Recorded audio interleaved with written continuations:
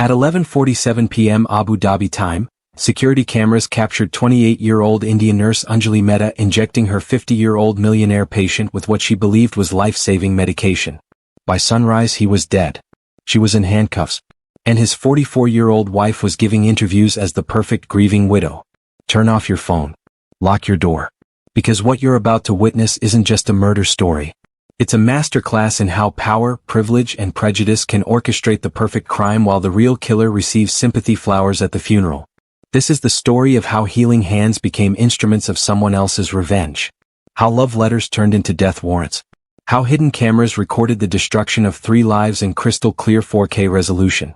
What happened next will destroy everything you believe about justice in Abu Dhabi's Golden Towers.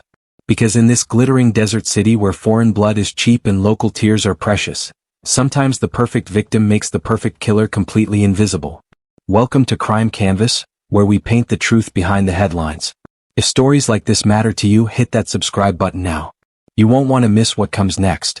In a tin roof shanty in Delhi slums where cockroaches competed with humans for space, 28-year-old Anjali Mehta pressed her nursing degree against her chest and whispered the same prayer her mother had taught her 20 years ago. God, make my suffering worth something. The certificate was wrinkled from monsoon floods, stained with tears and determination. 5 years of nursing school. 5 years of studying by phone flashlight when electricity was cut. 5 years of selling her own blood twice monthly just to afford exam fees. The needle marks on her arms told the story of dreams that cost more than food. At 28, Anjali was a walking scandal in her Delhi neighborhood. Unmarried, educated, dangerous to tradition. While her cousins celebrated second pregnancies, Anjali celebrated top marks in surgical nursing. While they chose sari colors, she chose stethoscope brands. In their community, good girls became wives at 23. Mira was 5 years past her expiration date. Why is our daughter working instead of serving her husband? Neighbors asked her mother, Radha, who scrubbed clothes until her fingers bled just to keep the family fed. The shame was suffocating, but the mathematics of survival were simple. Her father's kidney failure meant dialysis 3 times weekly at 3,000 rupees per session. Her mother's diabetes medication cost 2,000 rupees monthly. Her younger brother's engineering college fees, 80,000 rupees annually. Her sister's wedding dowry expectations, 200,000 rupees. Anjali's Delhi nursing salary, 28,000 rupees monthly. The family's survival budget, 65,000 rupees monthly. When the Abu Dhabi nursing contract arrived through an agency specializing in South Asian medical workers, the numbers seemed impossible. $4,000 monthly versus her current $400. In Abu Dhabi, she could earn in 1 month what took 6 months in Delhi. She could save her father's life, fund her brother's education, and secure her sister's marriage prospects. As Anjali's Etihad flight lifted off Delhi soil, Radha touched every god in their tiny household shrine and prayed to forces she'd never believed in before. Her daughter was crossing an ocean to heal strangers. Radha prayed the strangers wouldn't destroy her daughter. While Anjali counted rupees for her father's dialysis, Khalid al-Hashimi lost $50,000 in a single poker hand and ordered Dom Perignon to celebrate the thrill of financial pain. At 50, Khalid owned half of Abu Dhabi Marina's skyline. His construction empire had built the very towers that touched the clouds. His luxury car dealership sold dreams to oil princes, and his real estate portfolio stretched from Saadiyat Island to downtown Abu Dhabi. His penthouse, spanning the entire 52nd floor of Etihad Towers, wasn't just a home. It was a monument to excess that cost more monthly to maintain than most humans earned in lifetimes. But Khalid had a problem that 22 years of marriage to the perfect Lebanese beauty couldn't solve. He was empty. Beneath the custom Italian suits and Swiss watches lived a man who collected women the way some people collected art. For the temporary thrill of possession, not for lasting appreciation. Leila had been chosen by their families when she was 20 and he was 28. A business merger disguised as romance. She was stunning, educated, from the right Beirut family. Perfect wife material for an ambitious Emirati businessman. 22 years later, she remained stunning and educated. But the business merger had long since stopped paying emotional dividends. Khalid's affairs followed predictable patterns. The Filipino housemaid in 2017 lasted 6 months before he grew bored. The Ethiopian nanny in 2018 received a generous severance package and one-way ticket home when his interest waned. The Brazilian personal trainer in early 2019 thought her abs would secure permanent status. Wrong calculation. Each affair was managed like a construction project. Careful planning, resource allocation, completion timeline, and clean disposal of materials. On October 12, 2019 at 2:17 a.m., Khalid's Lamborghini Huracan met Abu Dhabi's iconic fountain at 120 km per hour. Alcohol, speed, and the kind of recklessness that comes from consequence-free living. Shattered pelvis, punctured lung, internal bleeding requiring immediate surgery and weeks of specialized recovery care. Abu Dhabi's elite medical circles had one name that dominated private nursing.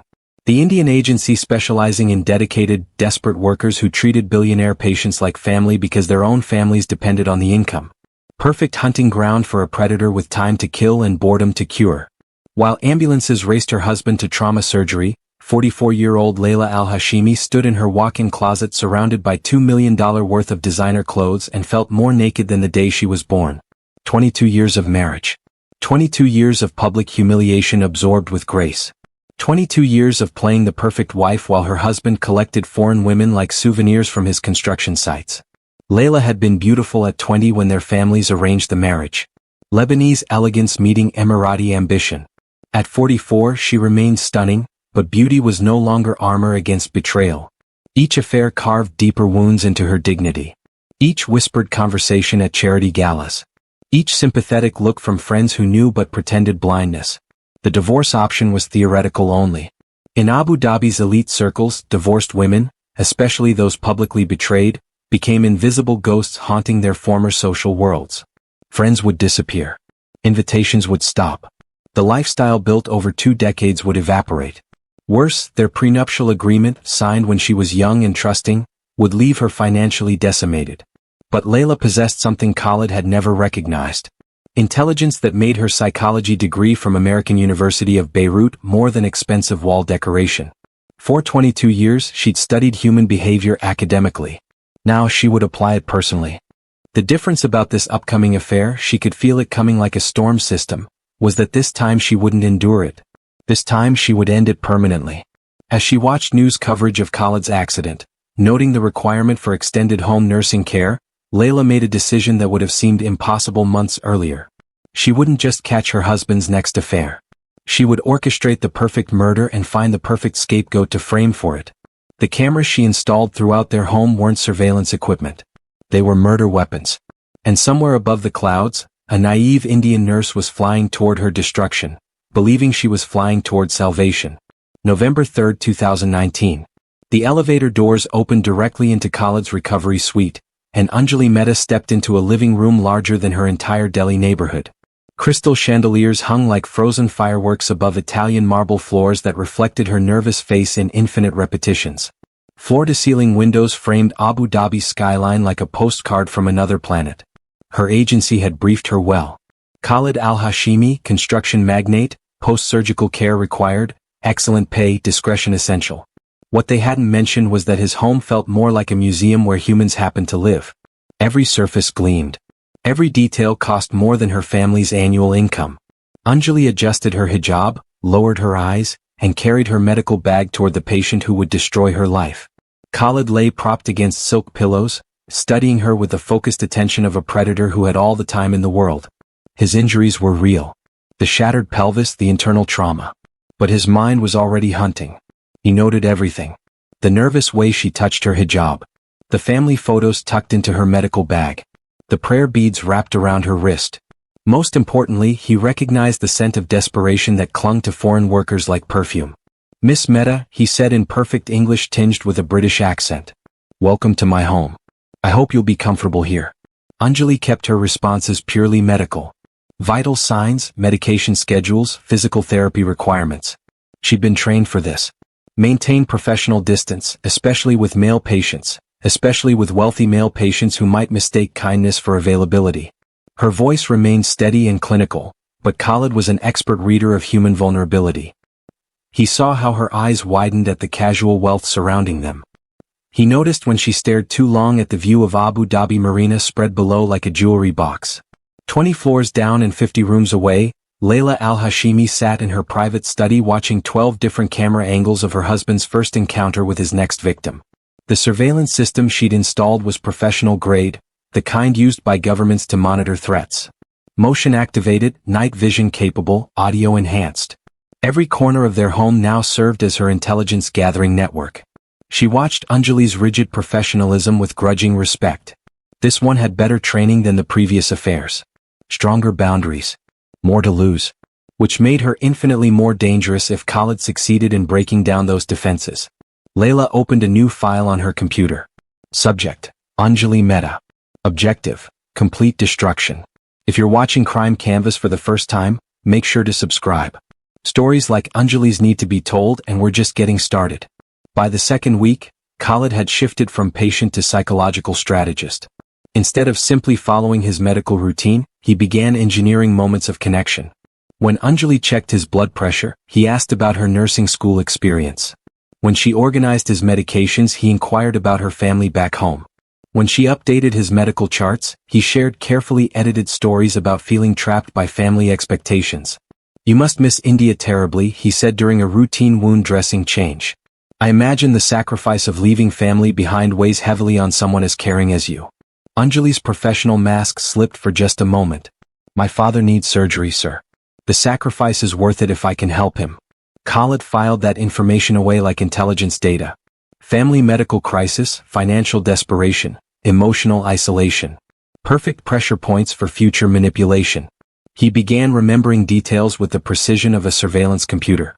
When Anjali mentioned her father's diabetes, Khalid asked about specific medications during their next session. When she spoke briefly about her sister's education, he remembered to inquire about her engineering studies days later. When homesickness crept into her voice, he offered stories about his own travels to India, creating false common ground. The turning point came during his 4th week of recovery. Anjali had been maintaining perfect professional boundaries. Arriving precisely on schedule, completing medical tasks efficiently, leaving immediately afterward. But Abu Dhabi's isolation was wearing on her spirit. No Indian community to provide cultural comfort. No friends to share daily struggle. No family to call when loneliness felt overwhelming. Just work, prayer, and the hollow echo of her empty apartment. Khalid sensed her emotional starvation and began feeding it carefully measured portions of attention. "You seem tired today, Miss Mehta. Are you taking care of yourself as well as you care for others?" The question was simple, but it was the first time in months someone in Abu Dhabi had asked about her well-being. Anjali's eyes filled with unexpected tears. "I'm fine, sir. Just missing home." "Tell me about home," Khalid said gently. "What do you miss most?" For the first time, Anjali's professional mask completely cracked. She spoke about Delhi's chaos, about her mother's cooking, about evening prayers with her family. Khalid listened with apparent genuine interest, asking follow-up questions, sharing his own stories about family traditions. What Anjali didn't know was that every word was being recorded from 12 different angles.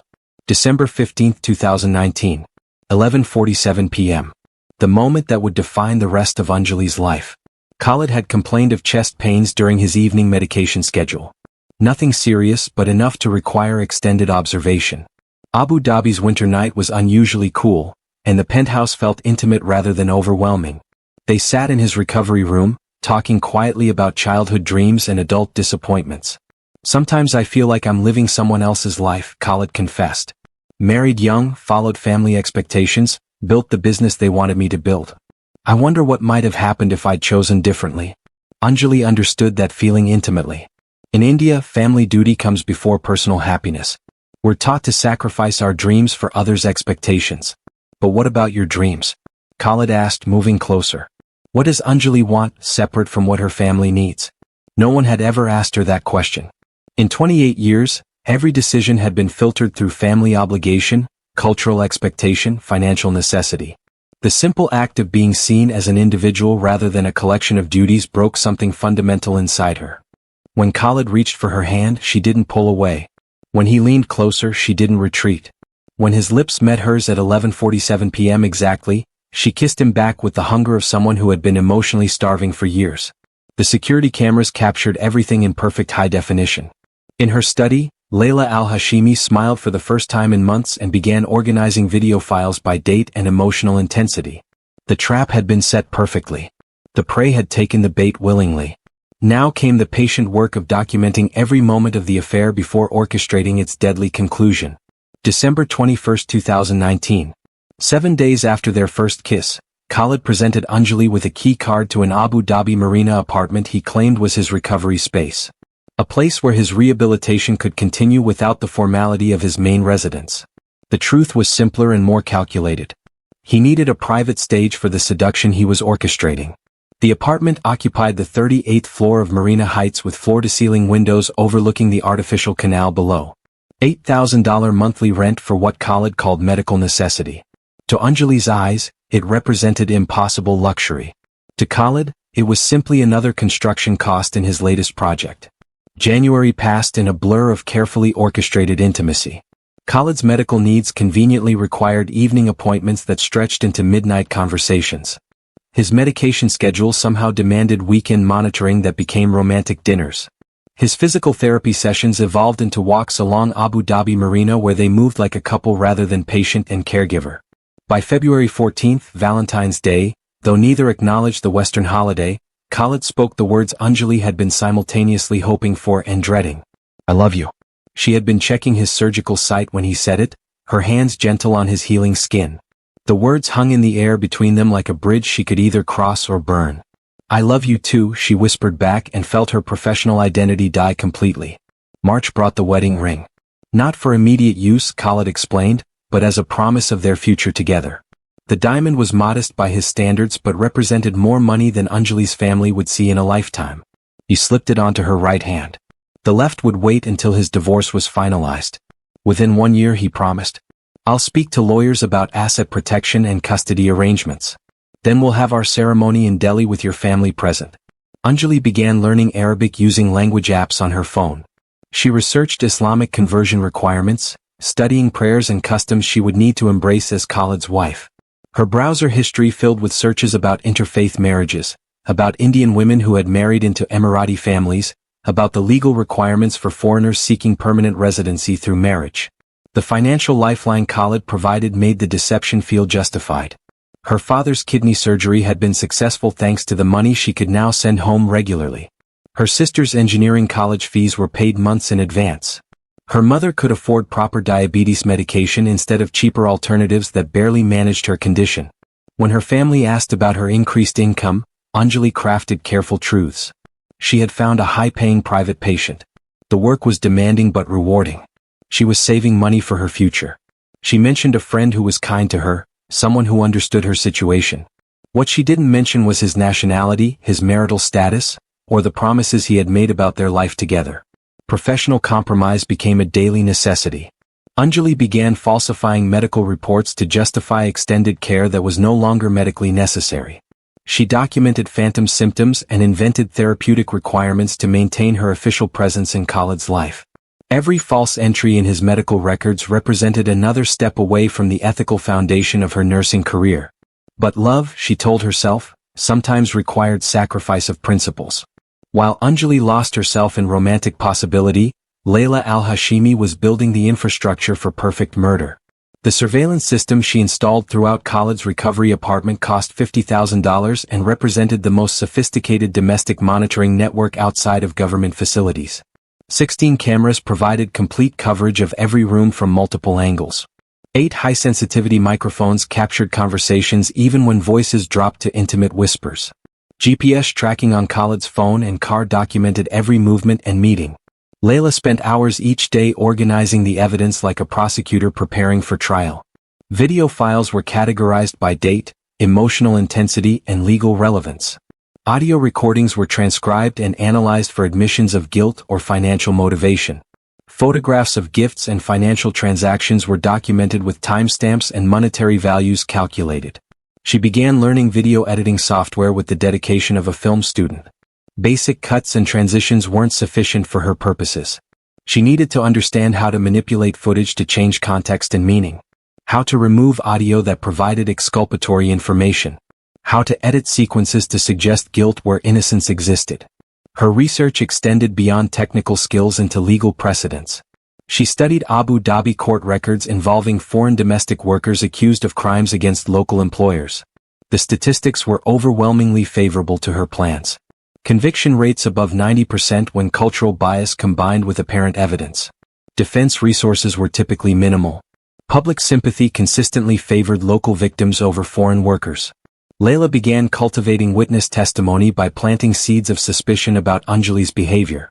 Casual comments to building security about the unusual amount of time the nurse spent in the apartment. Concerned observations to neighbors about inappropriate familiarity between employee and patient. Worried mentions to mutual friends about strange financial transactions she had noticed in household accounts. February 28, 2020. The decision point that transformed surveillance into murder planning. Leila discovered Khalid's consultation with divorce attorneys. Not preliminary inquiries, but detailed discussions about asset protection strategies and custody arrangements that would minimize his financial losses while maximizing his personal freedom. The consultation notes mention specific timelines and his intent to restructure family obligations within the year. The realization hit her like physical violence. This wasn't another temporary affair that would burn out naturally. Khalid was planning to replace her entirely. The apartment, the gifts, the promises weren't investments in a mistress. They were down payments on his new life. Standing in her walk-in closet, surrounded by 22 years of accumulated luxury, Leila made the final calculation. If her marriage was ending regardless, she would control the terms of its conclusion. If Khalid wanted to destroy their life together, she would destroy him first. Medical texts became her new reading material. Drug interactions, poison symptoms, accidental overdose protocols. She researched how medications could be manipulated to create fatal results that appeared natural. How surveillance footage could be edited to suggest negligence rather than intentional harm. How cultural prejudice could be weaponized to ensure conviction of the perfect scapegoat. The plan crystallized with brutal elegance. Khalid would die from apparent medication error caused by his foreign nurse's unprofessional conduct. Edited surveillance footage would document her negligence. Financial records would establish motive. Cultural bias would ensure conviction. Anjali's medical access made her the perfect murder weapon. Her cultural vulnerability made her the perfect victim. Her emotional investment made her the perfect fool. All that remained was choosing the perfect moment to pull the trigger. Stay with Crime Canvas. The next part of Anjali's story will break your heart. March 15, 2020.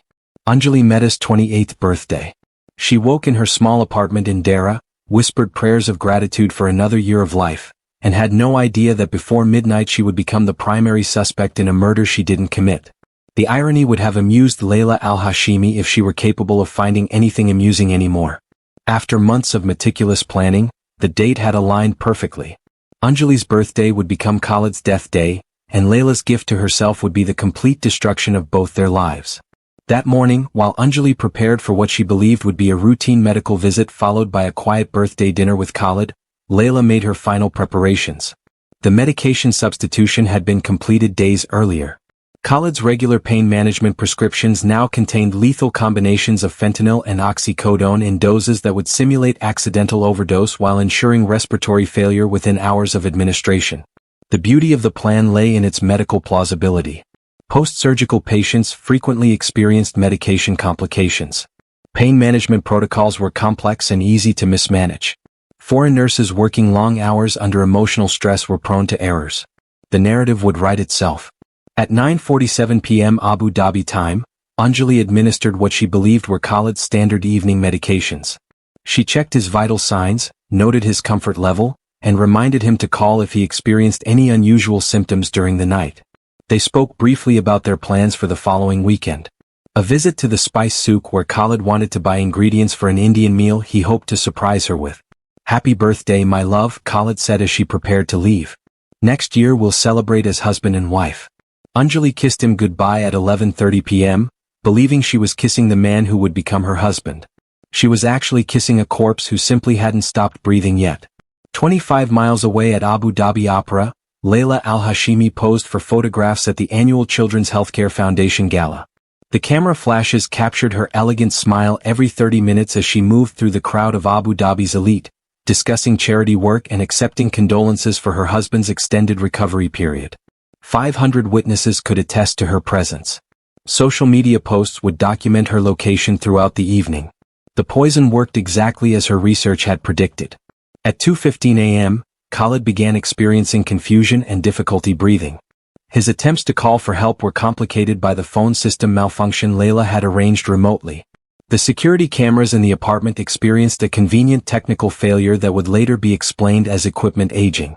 By 6:47 a.m., Khalid al-Hashimi was dead from respiratory depression, alone in the apartment he had rented for an affair that cost him his life. The cleaning staff discovered the body during their scheduled morning service. Within minutes, police and emergency services had been called. Within an hour, Leila had been notified and was racing to the scene in a performance of shocked grief that deserved awards recognition.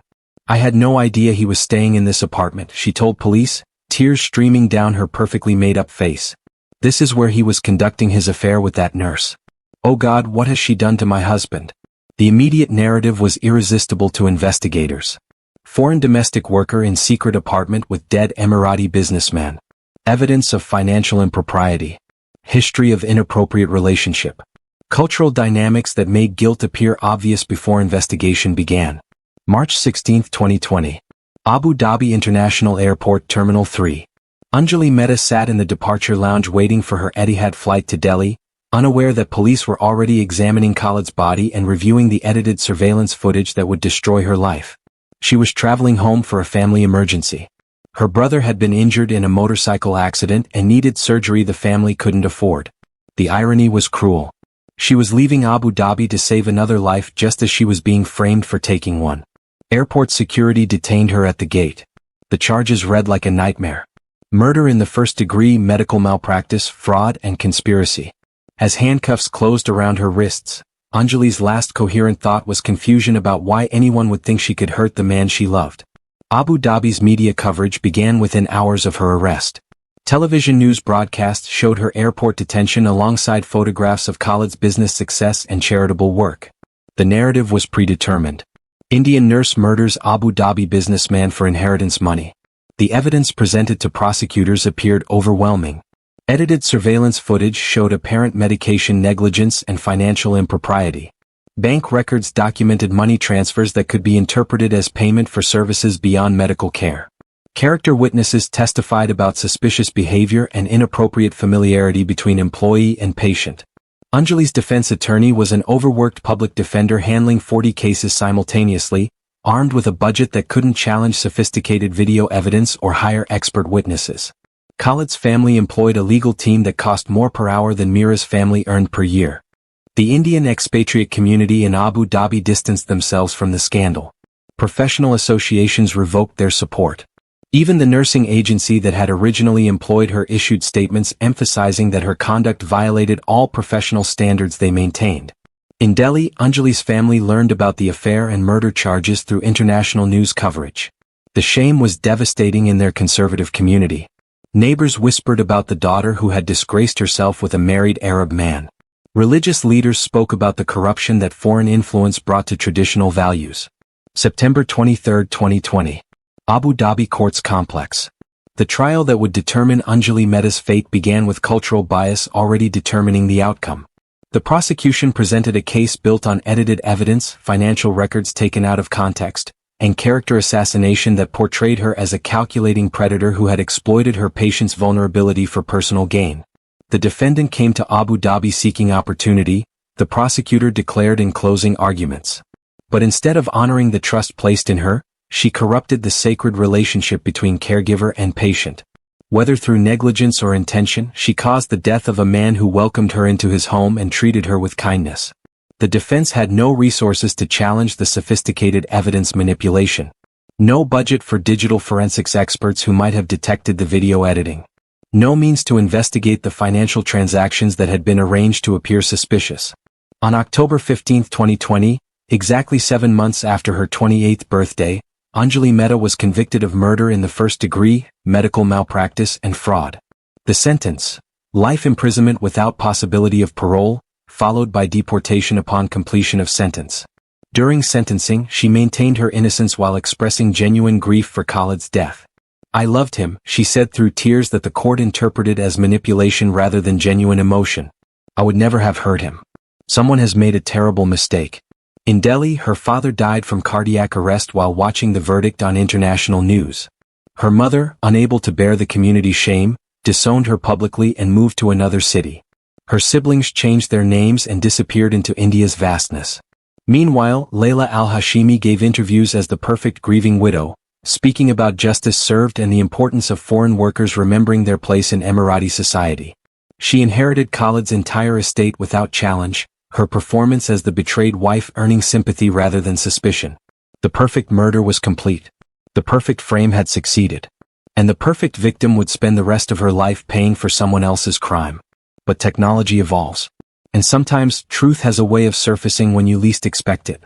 In December 2023, Dr. James Morrison, a digital forensics expert working with Amnesty International on a broader investigation into Abu Dhabi's treatment of foreign workers, received a case file that made him pause during his morning coffee.